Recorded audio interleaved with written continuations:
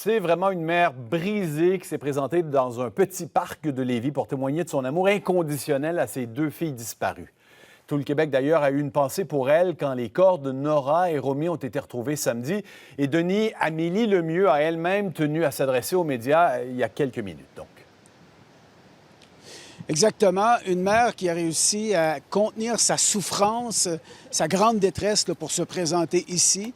Elle était accompagnée de ses proches, visiblement des gens dont elle aura bien besoin là, dans les prochaines semaines, les prochains mois, pour traverser cette difficile épreuve. Tranquillement, ils se sont approchés du mémorial et là, ils sont d'abord allés à l'intérieur pour se recueillir. Et lorsqu'ils étaient à l'intérieur, Richard, ils ont écouté deux chansons, Walk Me Home de Pink et L'Amérique pleure des Cowboys fringants.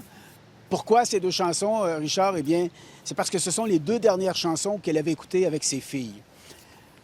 Par la suite, tous sont restés à l'intérieur pendant quelques instants. Puis la maman est sortie, les autres ont suivi. Ils se sont placés derrière elle pour la soutenir. Elle avait elle-même demandé à s'adresser aux médias et elle voulait surtout lire ce mot en mémoire de ses filles. On l'écoute. Bon moment. Mes deux belles princesses d'amour, je vous ai tant voulu et attendu. Dès le premier souffle, je vous ai aimé inconditionnellement. Vous êtes toute ma vie, ma raison d'exister. Soyez mes étoiles dans la nuit qui guideront mes pas à travers cette douleur incommensurable. Je vous aime à la folie, je vous aime à l'infini.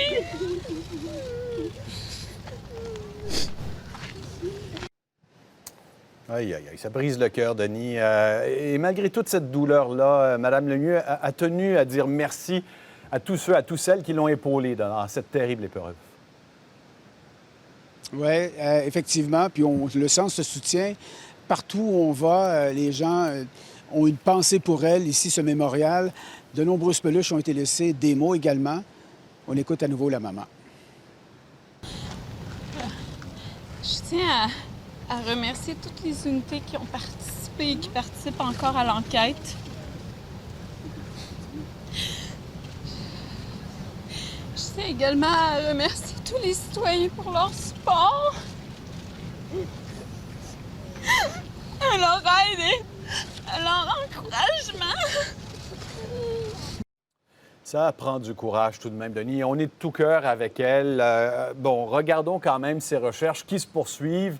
Les équipes là, qui ne ménagent aucun effort dans l'espoir de retrouver cet homme, Martin Carpentier.